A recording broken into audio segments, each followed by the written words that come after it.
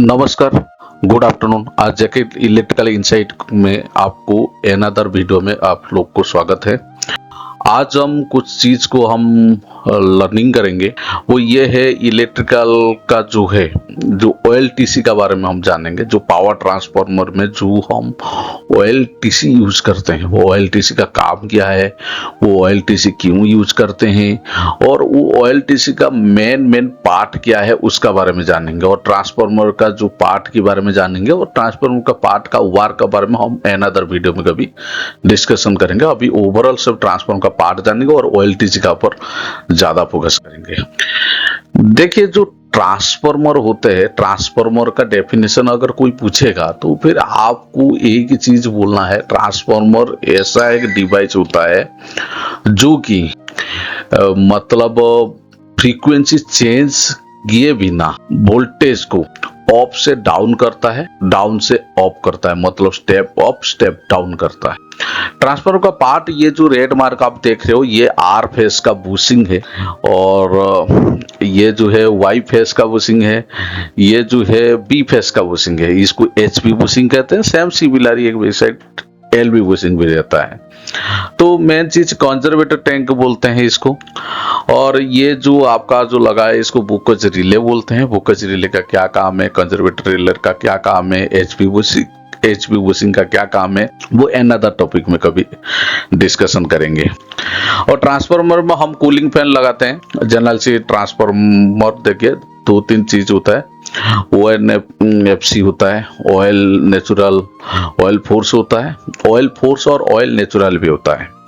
तो हम जहाँ पे ऑयल फोर्स, जहाँ पे एयर फोर्स ऑयल नेचुरल होता है, तो फिर वहाँ पे एयर फोर्स के लिए हम कूलिंग फैन का यूज करते हैं। ओके, तो मेन टैंक, ये जो एरिया है, main tank oil drain valve इसको बोलते हैं। Main tank oil drain valve इसको बोलते हैं, क्योंकि अगर इन केस फ्यूचर में अगर आपको ऑयल ड्रेन करना होता है तो फिर इसका हम यूज किया जाता है। ओके, ये जो है हमारा PRV बोलते हैं। PRV मतलब प्रेशर रिलीफ वाल्व। PRV का फुल फॉर्म में प्रेशर रिलीफ वाल्व होता है। किसी किसी इंडस्ट्री में इसको PRD भी बोलते हैं। वो अलग थोड़ा सा पहले मॉडल में आता था, जिसको प्रेशर रिलीफ डिवाइस बोला जाता था। ओके, दोनों का देखा जाएगा फंक्शन एक ही है। और ये है हमारा मेन पार्ट है OLTC। OLTC हम ट्रांसफार्मर में यूज करते हैं। ये बेसिकली मोटा मोटा हम पार्ट के बारे में जान लेंगे, क्या चीज है, पार्ट ऑफ ट्रांसफार्मर को जान लेंगे। ये कंजर्वेटर बोलते हैं, ये एक्सक्लूजन वेंट बोलते हैं, और इसको ऑयल गेज बोलते हैं, और इसको थर्मोमीटर बोलते हैं, और ये जो इसको बूसिंग बोलते हैं।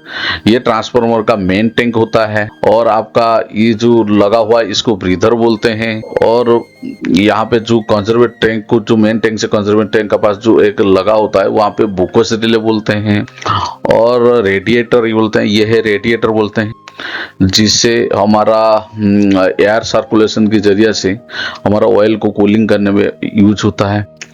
ओके, और ट्रांसफार्मर ये जो ट्रांसफार्मर में और भी क्या क्या रहता है, इंटरनली ट्रांसफार्मर ऑयल रहता है, और ट्रांसफार्मर का अंदर ट्रांसफार्मर कोर रहता है, और ट्रांसफार्मर वाइंडिंग रहता है। ओके, अभी हम जाएंगे ऑन लोड टैप चेंजर क्या होता है। ऑन लोड टैप चेंजर, जिसको OLTC बोलते हैं, उसका फुल फॉर्म में ऑन लोड टैप चेंजर बोलते हैं।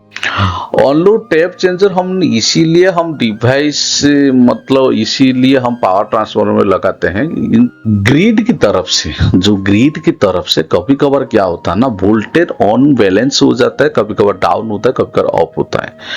तो इसीलिए हमारा जो सिस्टम एक मिनिमम, एक अंडर मतलब वोल्टेज रेंज में काम करता है। वो वोल्टेज रेंज की वजह से तो वो ट्रिप ना हो जाए, तो ट्रांसफार्मर क्या करता है, HV साइड को जैसे ही 132 मान लो आ गया HV साइड में, जैसे 33 kV LV साइड में निकलना है, तो फिर 33 kV साइड में कोई इफेक्ट ना पड़े। 132 kV का अगर वोल्टेज अप डाउन थोड़ा बहुत होता है, तो 33 kV को फ्रीक्वेंट रखने के लिए, मतलब वही बराबर रखने के लिए, ज्यादा इफेक्ट ना पड़े, तो इसीलिए OLTC का व्यवहार होता है। और किसी किसी जगह में ऑफ लोड OLTC यूज होता है, किसी किसी जगह में ऑन लोड OLTC यूज होता है। ऑन लोड OLTC जो है वो हर मिनट का पैरामीटर, हर सेकंड का पैरामीटर को मेजर करके वो अपना टेप चेंजिंग ऑटोमेटिक कर देता है। ऑफलोड मतलब क्या होता है कि अगर ऑफलोड ये होता है कि इंटरनल ट्रांसफार्मर जहां पे है तो वहां पे ऑफलोड OLTC यूज होता है, जैसे IDT हो गया वैसे एरिया में यूज होता है, क्योंकि ट्रांसफार्मर बंद करके जाके टेप चेंज करना पड़ेगा ऑफ लोड में। बट ऑन लोड में ट्रांसफार्मर ऑन लोड कंडीशन में टेप चेंज कर सकता है। ये देखो, ये एक पार्ट है, इसमें आप देखो ये OLTC इसको बोलते हैं, ऑन लोड OLTC। ये इसमें कुछ पार्ट रहता है, ऑन लोड ड्राइवर स्विच रहता है, और डिटेल पार्ट के बारे में हम जानेंगे इस स्लाइड का बात। और इसमें रहता है सिलेक्टर स्विच रहता है, और जो टेप पोजीशन जो है उसको सिलेक्ट करके टेप पोजीशन को करता है। ऑफ लोड में क्या होता है, ऑफ लोड जिसे बंद करने के बाद हम चालू करते हैं, जनरल से इसमें ऐसा मैकेनिकल मोर कांटेक्ट ज्यादा रहता है इसमें, और वाइंडिंग मतलब इसमें वाइंडिंग रहता है, और हैंड सिलेक्टर रहता है। ऑन लोड में ऑटोमेटिक होता है, मशीन के द्वारा मतलब करंट को डिटेक्ट करता है, वोल्टेज को डिटेक्ट करता है, डिटेक्ट करके लोड पोजीशन को लेके आता है। ऑफ लोड में क्या होता है, हैंड के जरिए से करना पड़ेगा, बट सिस्टम को बंद करके, मतलब ट्रांसफार्मर को बंद करके। देखो ये है OLTC का मेन कंपोनेंट के बारे में हम जानेंगे। OLTC का मेन कंपोनेंट के बारे में आप ये देखो, डाइवर्टर स्विच हाउसिंग है, डाइवर्टर स्विच है, टेप सिलेक्टर है, connection to the driver switch है, और करंट कंट्रोलर है, चेंजेबल सिलेक्टर है, मूविंग चेंजेबल सिलेक्टर कांटेक्ट है, ट्रांजिस्टर रजिस्टर है, मूविंग एंड फिक्स कांटेक्ट है। ये क्या क्या काम करता है हम बात करेंगे। इसमें ऑयल कंपार्टमेंट है, जिसको ऑयल ट्यूब भी हम बोलते हैं। ओके, तो देखो ट्रांजिस्टर रजिस्टर जो है ना, वो limit circulated current during the tape change. जो मतलब एक जो करंट सर्कुलेट होता है ना, उसको लिमिट में रखता है जब हम टेप चेंज करते हैं। जो ट्रांजिशन रजिस्टर कोई भी टेप चेंज करते हैं ऑन लोड कंडीशन में, तो करंट फ्लक्चुएट होने का चांस रहता है, इसीलिए उसको लिमिट सर्कुलेट करने के लिए हम ट्रांजिशन रजिस्टर की यूज करते हैं। और मूविंग एंड फिक्स कांटेक्ट का मतलब ये होता है make and break electrical contact. तो मतलब ये क्या करता है ना, इलेक्ट्रिकल का कांटेक्ट जो है वो उसको तैयार करता है और उसको ब्रेक भी करता है। ओके, जिससे हमारा क्या ना, बिना कोई डिस्टरबेंस से, बिना कोई ट्रिपिंग में, बिना कोई फ्लक्चुएशन से हमारा स्मूथली OLTC जो है हमारा स्मूथली OLTC ऑपरेट हो सकते हैं, बिना कोई डिस्टरबेंस, बिना कोई ट्रिपिंग से हमारा जो है voltage step up step down हो सके। ऑयल कंपोनेंट एक्चुअली होता है कि separate OLTC oil from the transformer main tank oil in many design. Okay, separate OLTC के लिए सेपरेट ऑयल भी उसमें रहता है, ट्रांसफार्मर मेन टैंक का अंदर जो भी ऑयल रहता है वो भी रह सकता है, उसका ऊपर डिजाइन का ऊपर भी रह सकता है।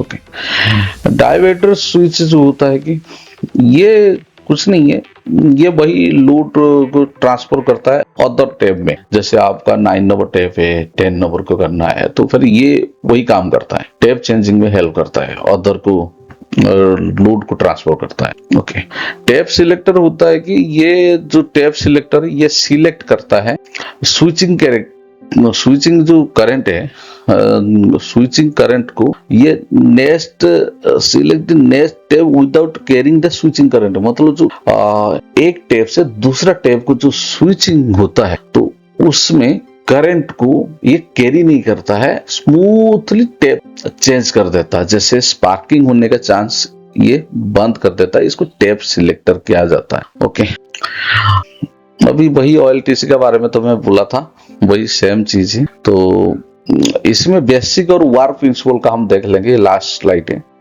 इसमें हमको देखेंगे बेसिक क्या चीज है। देखो, tap are provide on the winding. Okay, usually the HP winding since current are lower there. अगर हमारे HP वाइंडिंग का पास करंट लो हो जाता है या फिर वोल्टेज लो आ जाता है, तो फिर अगर हमारा टैप चेंज नहीं हो पाएगा उसी समय में, तो एलवी साइड में जनरल सी वो भी इफेक्ट पड़ेगा। तो जिससे बदले में आपका जो एलवी साइड में बाकी भी जो भी सब लगा होगा, जो भी सिंक्रोनाइज में होगा, जैसे इन्वर्टर हो गया, सब हो गया, वो फ्लक्चुएशन में आ जाएगा। तो फिर इसीलिए जो टैप चेंज जो होता है ना, तो होना जरूरी है ऑन लोड कंडीशन में। ये इसका मतलब वही है, इसको वर्किंग प्रिंसिपल है, ये वाइंडिंग को जो टैप है वाइंडिंग का ऊपर डिपेंड करता है, मतलब वाइंडिंग से वोल्टेज करंट मेजर करके टैप चेंज करता है। दूसरा ही वही है, switching from one tap to another must happen without breaking the load current. मतलब क्या होता है कि जैसे मान लीजिए आपका 9 नंबर टैप पोजीशन है ट्रांसफार्मर का, आपका टैप पोजीशन 8 को आपने सील ट्रांसफर करना है, क्योंकि वोल्टेज बढ़ गया है एचवी का, तो आपको डाउट है ओवर वोल्टेज के चक्कर में हमारा इन्वर्टर ट्रिप ना मार दे, एलवी साइड में जो भी कंपोनेंट लगा हुआ है, मोटर लगा हुआ है, वो कुछ बंद ना हो जाए। तो जब टैप चेंज करोगे, टैप डाउन करोगे या टैप चेंज भी करोगे, स्टेप अप भी करोगे, टैप लो भी करोगे, राइज भी करोगे, उसी कंडीशन में ये क्या होता है, जब स्विचिंग आप करते हो one tap to another tap में, ये लोड जो आपका जो लोड चलता है वो लोड को ब्रेक नहीं करेगा, मतलब ट्रिप नहीं करेगा, स्मूथली वो कर सके। इसीलिए हम OLTC यूज करते हैं, और कोई स्पार्क और आर्क भी क्रिएट नहीं करेगा। ओके, ये स्मूथ प्रोसेस की हिसाब से ये OLTC काम करता है।